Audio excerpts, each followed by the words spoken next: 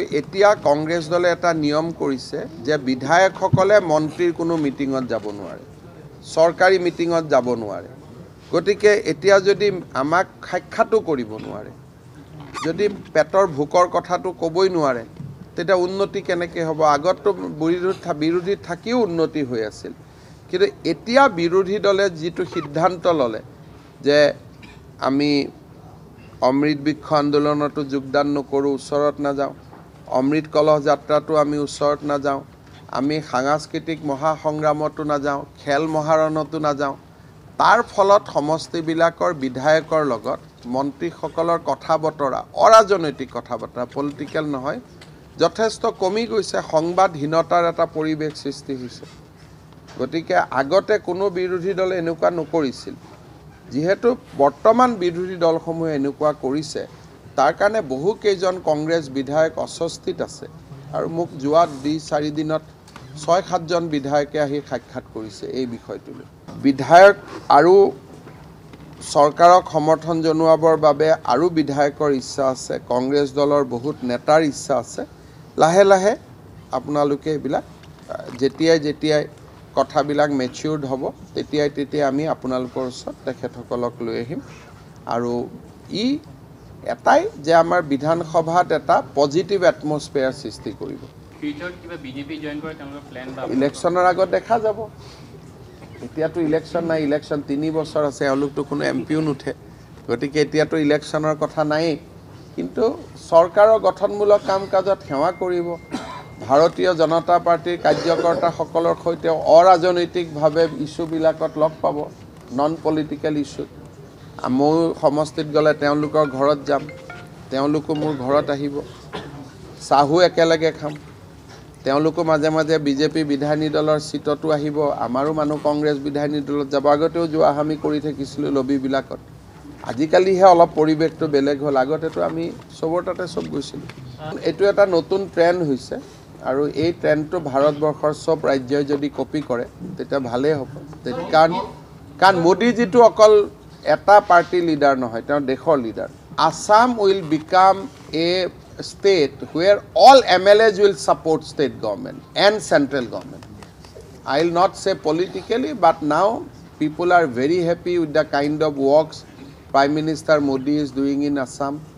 State government is also trying to complement it. It's a double engine government. And I am sure that on mind there is no opposition in Assam. On heart there is no opposition in Assam. But because of certain compulsion they are in opposition. So now people are breaking that compulsion and coming closer to us. Now you can see that the number has become 4. In coming days number will increase further.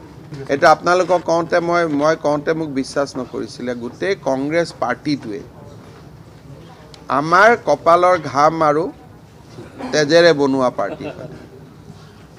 গতিকে আত্মাবিলাকহে আমাৰ লগত আছে, শৰীৰবিলাকহে তাতে আছে। গতিকে তেনেকুৱাতো কোন আছে আপোনালোকেতো জানেই, চবেইতো আমাৰ লগতে আছে। আৰু অকল বিধায়ক বুলি ক'লে ভুল হ'ব, ৰাজীৱ ভৱনতো গোটেই আমাৰে মানুহ আছে, নহ'লে আকৌ বিধায়কবিলাকক দোষ দি দিয়ে।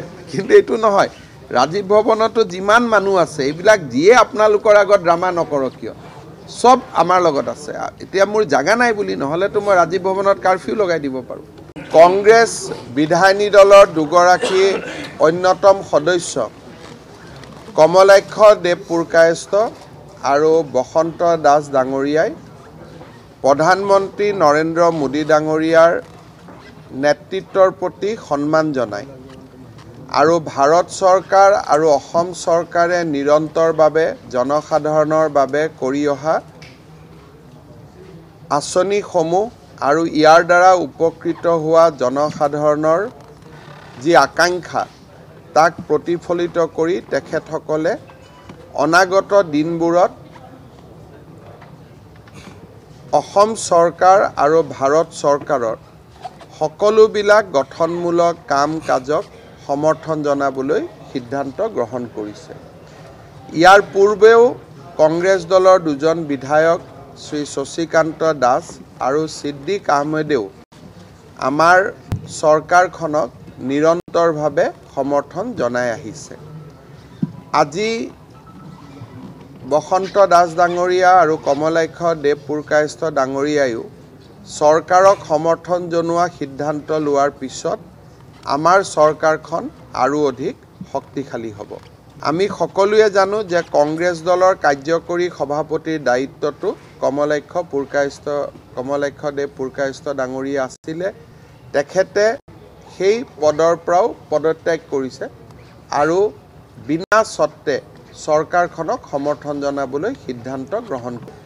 ই আমাক জনসাধাৰণৰ বাবে কাম কৰিবৰ বাবে আমাক শক্তি দিব আৰু আমাৰ জনসাধাৰণৰ বাবে কাম কৰাৰ সংকল্পক আৰু অধিক গতিশীল আৰু দুইজন বিধায়কৰ সিদ্ধান্তক মই সন্মান জনাইছোঁ আৰু তেখেতসকলৰ প্ৰতিনিধিত্ব কৰা দুইটা সমষ্টিৰ উন্নয়নমূলক কাম কাজ ইতিমধ্যেই চলি আছে।